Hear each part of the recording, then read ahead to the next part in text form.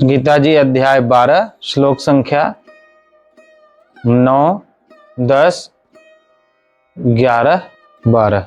अथ चित्तं समाधातुं न शक्नोषि मयि स्थिरम् अभ्यासयोगेन ततो मामिच्छाप्तुं धनञ्जय अभ्यासेऽप्यसमर्थोऽसि मत्कर्म परमो भव मदर्थमपि कर्माणि कुर्वन् सिद्धिमवाप्स्यसि अथैतदप्यशक्तोऽसि कर्तुं मद्योगमाश्रितः सर्वकर्मफलत्यागं ततः कुरु यतात्मवान् श्रेयो हि ज्ञानमभ्यासात् ज्ञानाध्यानं विशिष्यते ध्यानात् कर्मफल त्यागात् शांतिरनंतरम। यदि तू मन को मुझ में अचल स्थापन करने के लिए समर्थ नहीं है तो हे अर्जुन, अभ्यास रूप योग के द्वारा मुझको प्राप्त होने के लिए इच्छा कर। यदि तू उपर्युक्त अभ्यास में भी असमर्थ है तो केवल मेरे लिए कर्म करने के ही परायण हो जा। इस प्रकार मेरे निमित्त कर्मों को करता हुआ भी मेरी प्राप्ति रूप सिद्धि को ही प्राप्त होगा। यदि मेरी प्रीति रूप योग के आश्रित होकर उपर्युक्त साधन को करने में भी तू असमर्थ है तो मन बुद्धि आदि पर विजय प्राप्त करने वाला होकर सब कर्मों के फल का त्याग कर। मर्म को न जानकर किए हुए अभ्यास से ज्ञान श्रेष्ठ है। ज्ञान से मुझ परमेश्वर के स्वरूप का ध्यान श्रेष्ठ है और ध्यान से भी सब कर्मों के फल का त्याग श्रेष्ठ है, क्योंकि त्याग से तत्काल ही परम शांति होती है।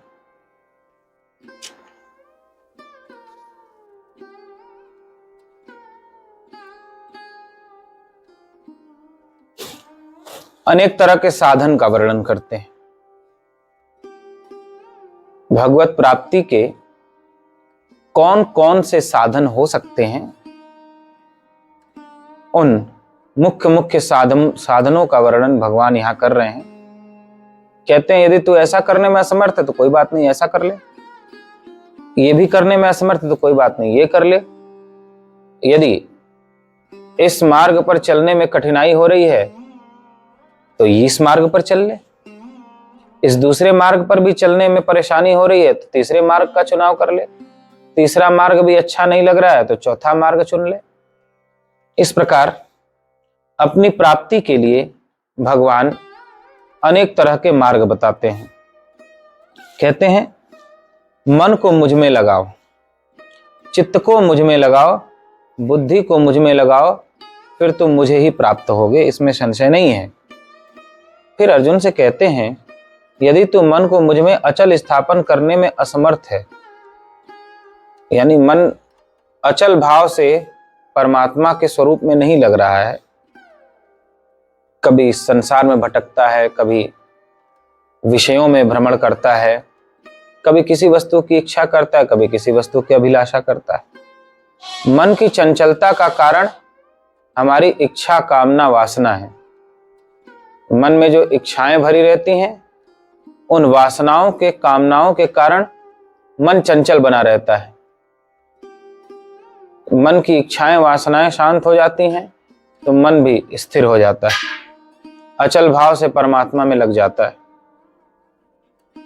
लेकिन यदि कोई मन को मुझ में लगाने में असमर्थ है, वो प्रयास कर रहा है कि अचल भाव से मन केवल परमात्मा में लगा रहे और संसार में इधर उधर न भटके, जैसा कि आप में से सभी लोग कहते हैं कि हम ध्यान में, जप में, पूजा पाठ में मन तो लगाना चाहते हैं लेकिन मन लगता नहीं है, इधर उधर भागता रहता है, भटकता रहता है, तो कैसे मन को लगाएं?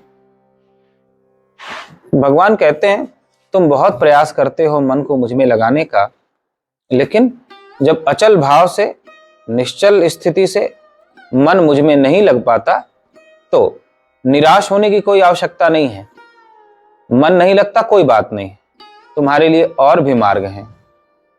दूसरा मार्ग है तो हे अर्जुन, अभ्यास रूप योग के द्वारा मुझको प्राप्त होने के लिए इच्छा कर। तो अभ्यास रूप योग का तात्पर्य क्या है?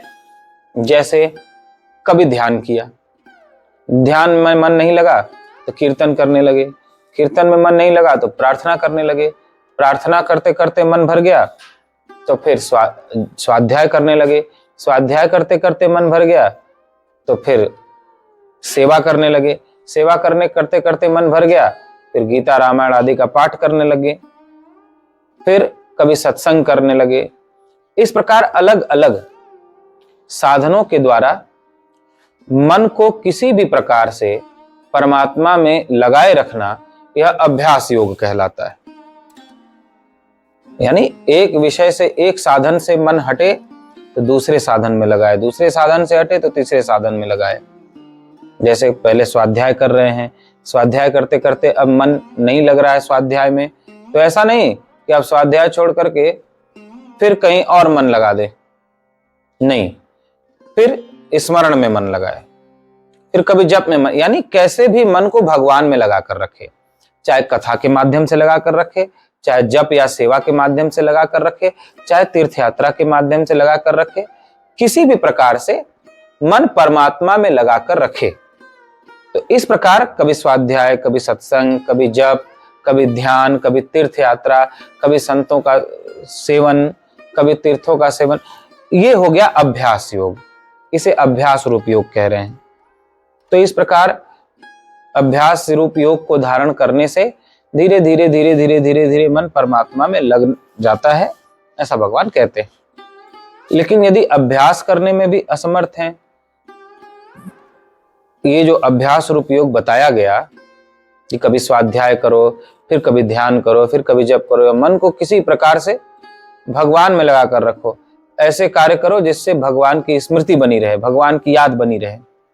यदि तुम ऐसा करने में भी असमर्थ हो तो भगवान कहते कोई बात नहीं, तुम्हारे लिए एक और उपाय है, मेरे लिए कर्म करने के परायण हो जाओ। कर्म तो सभी करते हैं, सुबह से लेकर रात तक कर्म करते ही रहते हैं। कोई नौकरी करता है, कोई व्यापार करता है, कोई खेती करता है, सब अलग अलग ढंग से कर्म करते ही हैं। भगवान कहते हैं कर्म किए बिना रह नहीं सकते, तो वह कर्म मेरे लिए करो, मुझे समर्पित करके करो। मुझे समर्पित करके करने का तात्पर्य मेरा स्मरण करते हुए कर्म करो, मेरा समझकर कर्म करो, मेरी सेवा समझकर कर्म करो, सब कुछ मेरा जानकर कर्म करो। तो यह मेरे परायण होकर कर्म करना कहलाता है। तो या तो ऐसा कर लो, यदि अभ्यास रूप योग नहीं कर सकते तो ऐसा कर लो कि मेरे प्रसन्नता के लिए मेरे पारायण होकर, मेरा ही सब कुछ जानकर कर्म करो। यदि इसमें भी असमर्थ हैं, इस प्रकार मेरे निमित्त कर्मों करता हुआ भी मेरे प्राप्ति रूप सिद्धि को ही प्राप्त होगा। और इस प्रकार परमात्मा की प्रसन्नता के लिए जो कर्मों को करता है, वह कर्म करते हुए भी परमात्मा को प्राप्त होता है। उसे कर्म का त्याग नहीं करना पड़ता, कर्म करते करते परमात्मा को प्राप्त हो जाता है। जैसा ही कहा गया है कि जिसका जैसा कर्म स्वाभाविक, उसमें दोष नहीं है, दोष भाव में रहे निरंतर, सच्ची बात यही है। जिसका जैसा कर्म है उस कर्म में दोष नहीं है। किसी माँ का कर्म है बच्चों का पालन पोषण करना, रोटी बनाना, रसोई तैयार करना, पति की सेवा करना, परिवार की देखरेख करना, तो उस कर्म में दोष नहीं है, वह कर्म करे। लेकिन उस कर्म को पीछे भाव क्या रखे कि हम भगवान के लिए कर्म कर रहे हैं, हम परमात्मा के लिए कर्म कर रहे हैं। भगवान ने हमें जो सेवा दी है, भगवान ने जो हमें भाव दिया है, उस सेवा के उस भाव के अनुसार भगवान की सेवा समझ करके प्रत्येक कर्म कर रहे हैं। कर्म वही करना है, पति की सेवा का, बच्चों के पालन पोषण का, घर परिवार संभालने का, लेकिन भगवान की सेवा समझकर करना है। तो कहते हैं मेरी सेवा समझकर करोगे, मेरी प्रसन्नता के लिए करोगे, सबको मेरा समझकर करोगे, तो उस कर्म के द्वारा भी तुम मुझे प्राप्त कर लोगे। यदि मेरी प्राप्ति रूप योग के आश्रित होकर उपयुक्त साधन को करने में भी तू असमर्थ है, यानी मेरी प्रसन्नता के लिए कर्म करने में भी असमर्थ है। यह भी तेरे लिए कठिन लग रहा है कि हम सब कुछ भगवान का मानकर करें, हम भगवान की सेवा समझकर हर कर्म करें, तो कोई बात नहीं।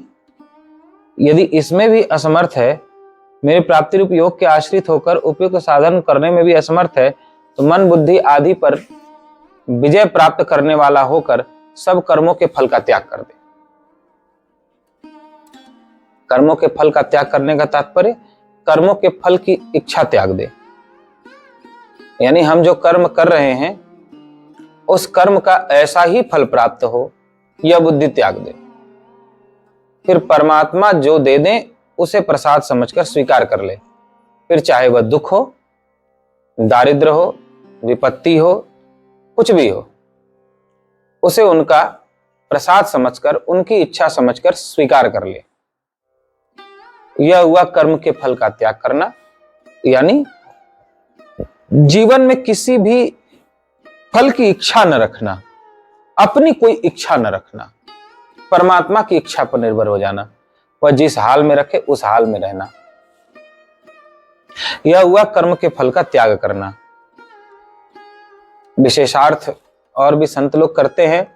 जैसे कर्म का फल क्या क्या है, तो मां कर्म का फल है, पिता कर्म का फल है, भाई कर्म का फल है, पुत्र कर्म का फल है, पत्नी कर्म का फल है, पति कर्म का फल है, यह शरीर कर्म का फल है, धन संपत्ति कर्म का फल है, घर मकान कर्म का फल है, रिश्तेदार भाई बांधव ये कर्म का फल है, परिवार कर्म का फल है।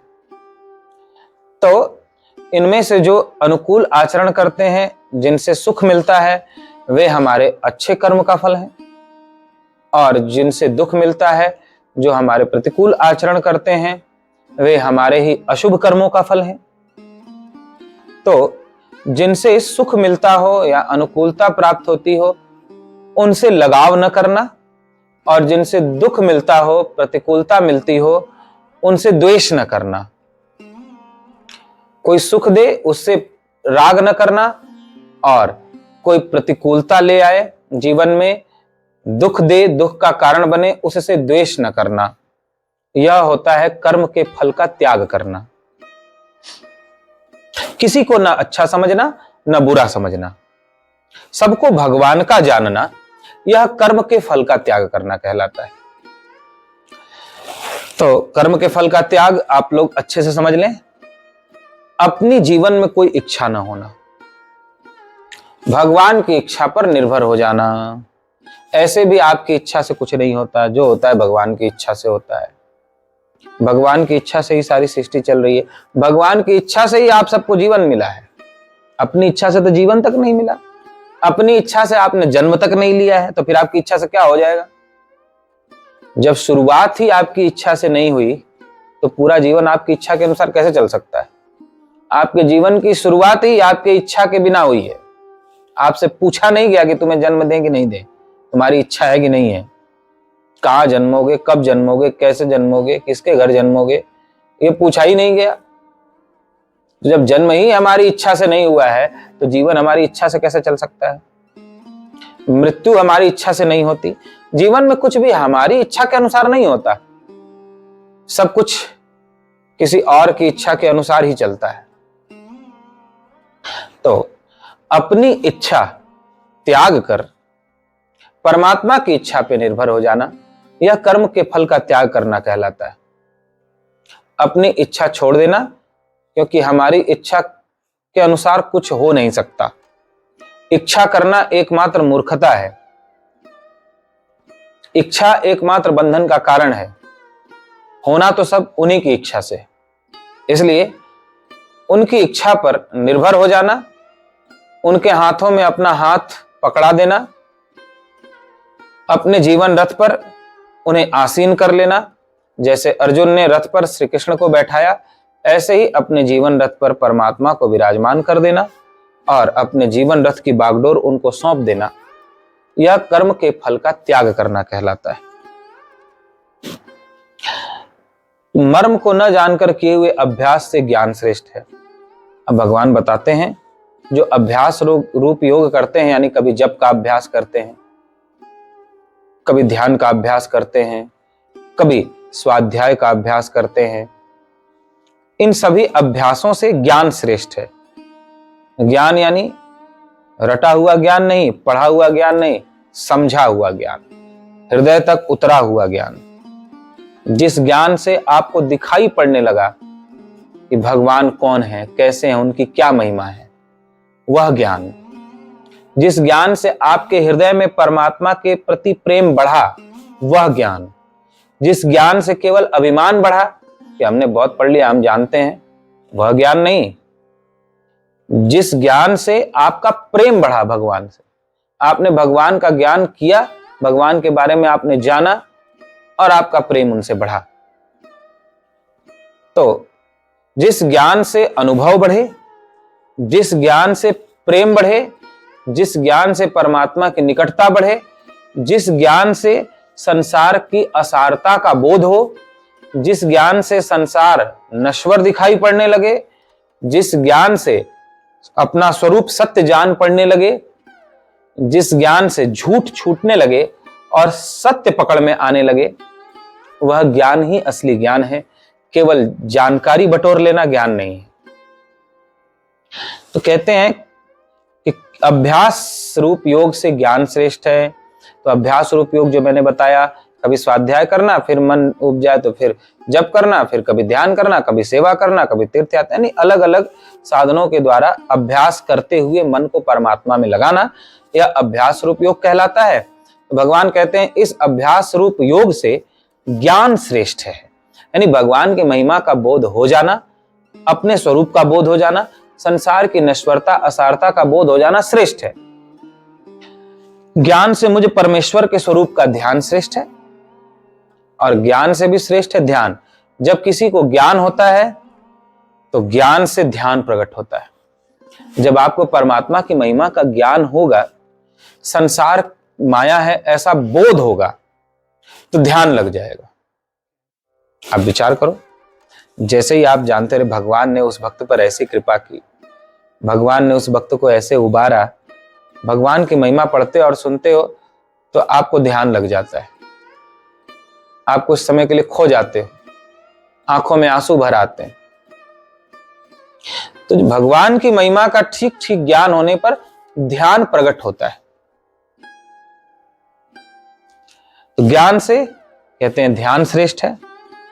ध्यान से भी सब कर्मों के फल का त्याग श्रेष्ठ है, और ध्यान से भी कर्म फल का त्याग श्रेष्ठ है, यानी फल की जो इच्छा मन में पाल रखा है कि ऐसा ही हो, हमें यह मिले, इस इच्छा का त्याग कर देना सबसे श्रेष्ठ बताया भगवान ने इस 12वें अध्याय के भक्ति योग में। क्योंकि त्याग से तत्काल ही परम शांति मिलती है। त्याग करते ही इच्छाओं का तत्काल शांति मिलती है। इससे सिद्ध होता है कि अशांति का कारण हमारी इच्छाएं हैं। इस पर थोड़ा ध्यान देकर के सुनो। भगवान कहते हैं त्याग से तत्काल शांति मिलती है। किसके त्याग से? कर्म फल के त्याग से। कर्म फल का तात्पर्य इच्छाओं के त्याग से। इच्छाओं के त्याग से तत्काल शांति मिलती है। इच्छाओं के त्याग से तत्काल शांति मिलती है। इसका अर्थ यह हुआ कि जितनी इच्छाएं होती हैं उतनी ही अशांति मिलती है। आपने मन में जितनी इच्छाएं पाल रखी हैं उन इच्छाओं के कारण ही अशांति है। इच्छाएं ही अशांति का कारण है। इस सूत्र को याद रखना। आपकी इच्छाएं ही मन की अशांति का, मन की चिंता का कारण है। इच्छाएं जिस क्षण समाप्त होती हैं, भगवान कहते हैं त्यागात शांतिरनंतरम। इच्छाओं का त्याग करते ही कल नहीं, तत्काल उसी क्षण शांति मिलती है।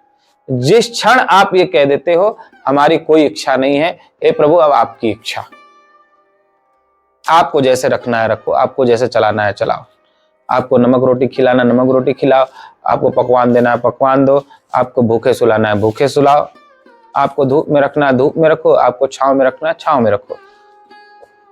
उनकी इच्छा पर निर्भर होकर के निश्चिंत हो जाना।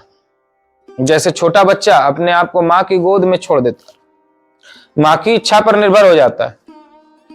ऐसे भगवान की गोद में अपने आप को छोड़ देना, भगवान की इच्छा पर निर्भर हो जाना, यह कर्म के फल का त्याग कहलाता है। और ऐसा करते ही तत्क्षण शांति मिलती है, उसी समय परम शांति मिलती है। शांति दूर नहीं रहती, परम शांति उसी समय मिलती है। और जैसे ही आप अपना आग्रह रखते हो, मेरी यह इच्छा है तो ऐसा करो, मेरी यह इच्छा है तो हे प्रभु ऐसा हो जाए, मैं ऐसा चाहता हूं। सब ऐसा सोचते हैं कि मैं ऐसा चाहता हूं कि ऐसा हो, मेरी ऐसी इच्छा है कि ऐसा। ये इच्छा ही दुख का कारण है। तो जैसे ही आप इच्छाओं का त्याग करके परमात्मा की इच्छा पर निर्भर होते हो, उसी समय परम शांति मिलती। आपकी अशांति का, आपके मानसिक पीड़ा का, आपकी चिंता का कारण आपकी इच्छाएं हैं। जिसके मन में जितनी ज्यादा इच्छाएं हैं वह उतना ही ज्यादा अशांत है, और जो जितना ही इच्छाओं से शून्य है वह उतना ही परम शांत है। तो भगवान कहते हैं सबसे श्रेष्ठ क्या है? ऐसा नहीं कर सकते तो ऐसा करो, ऐसा नहीं कर सकते तो ऐसा करो। यह सब कहते कहते कहते कहते अंत में भगवान कहते हैं सबसे श्रेष्ठ क्या है? कर्म के फल का त्याग श्रेष्ठ है, क्योंकि त्याग से तत्काल शांति मिलती है। तो कर्म के फल के त्याग का तात्पर्य इच्छाओं का त्याग श्रेष्ठ है, फल भगवान के हाथ में छोड़ देना श्रेष्ठ है। फिर से इस पूरे क्रम को सुनेंगे। भगवान श्री कृष्ण क्रम देते हुए कहते हैं कि हे अर्जुन, किसी एक मार्ग पर नहीं चल सकते तो मैं तुम्हें अनेक मार्ग बताता हूं, उनमें से जो मार्ग तुम्हें ठीक लगे उनमें से किसी भी एक मार्ग का चुनाव कर लो तो तुम मुझे तक पहुंच जाओगे। कहते हैं इनमें पहला मार्ग है कि मुझ में मन को लगाओ। यदि मुझ में मन को अचल भाव से लगाने में तुम असमर्थ हो, बार बार प्रयत्न करने पर भी मन नहीं लग रहा है, इधर उधर भटक रहा है, तो कोई बात नहीं, दूसरा रास्ता सुनो। दूसरा रास्ता क्या है? अभ्यास रूप योग के द्वारा मुझको प्राप्त होने की इच्छा करो। यानी कभी जप करो, फिर वहां से मन हट जाए तो ध्यान करो, फिर कभी स्वाध्याय, यानी किसी भी प्रकार से अलग अलग साधनों से अभ्यास करते हुए मुझ में मन को लगाओ। यह अभ्यास योग है। यदि तुम ऐसा करने में भी असमर्थ हो, दिन भर काम धंधे में ही लगे रहते हो, कहते हो मुझे समय ही नहीं है कि मैं अभ्यास रूप योग करूं, कभी स्वाध्याय करूं, कभी जप करूं, कभी ध्यान करूं, कभी सेवा करूं, कभी तीर्थ, ये मुझे समय ही नहीं है, तो कोई बात नहीं, तुम जो भी कर्म करते हो उस कर्म को मेरे परायण होकर करो। बच्चों के लिए नहीं, परिवार के लिए नहीं, सुख के लिए नहीं, सम्मान के लिए नहीं, बल्कि मेरे लिए करो, भगवान प्रसन्न होंगे। सब कुछ मेरा मानकर करो। यदि तुम ऐसा करने में भी असमर्थ हो तो कोई बात नहीं, चौथा मार्ग सुनो। मन बुद्धि पर विजय प्राप्त करके, यानी मन को, बुद्धि को अपने अधीन रख करके समस्त कर्म के फल का त्याग कर दो। पांचवा मार्ग ये सुनो, कर्म के फल का त्याग कर दो, फल मेरे हाथ में छोड़ दो, फल की इच्छा मत करो। फिर जो कर्म कर रहे हो वह कर्तव्य कर्म करते जाओ। अब जो भी जीवन में प्राप्त हो जाए उसे मेरी इच्छा समझकर संतुष्ट रहो। अपना आग्रह छोड़ दो कि मुझे यह मिले, फल मेरे हाथ में छोड़ दो, इच्छाओं का त्याग कर दो। यह पांचवा मार्ग है। तो भगवान कहते हैं कि अभ्यास से ज्ञान श्रेष्ठ है, ज्ञान से परमेश्वर के स्वरूप का ध्यान श्रेष्ठ है, ध्यान से कर्मों के फल का त्याग श्रेष्ठ है, यानी कर्म फल का त्याग सबसे श्रेष्ठ है। तो जो कर्म के फल का त्याग कर देता है वह तत्काल शांति प्राप्त करता है, तत्काल शांति प्राप्त करता है, तत्काल शांति प्राप्त करता है। तो इस पर सभी लोग विचार करेंगे कि आपकी अशांति का कारण आपकी इच्छाएं हैं, यह फल मिले, यह भावना है। अतः फल भगवान के हाथ में छोड़कर इच्छाओं का त्याग करके भगवान की इच्छा पर निर्भर हो जाओ, तो इसी क्षण शांति है, और यही परमात्मा की प्राप्ति का साधन है। भक्ति योग में भगवान ने ये बहुमूल्य सूत्र दिए हैं। आगे के सूत्रों पर हम लोग कल विचार करेंगे। बोलिए गीता माता की जय।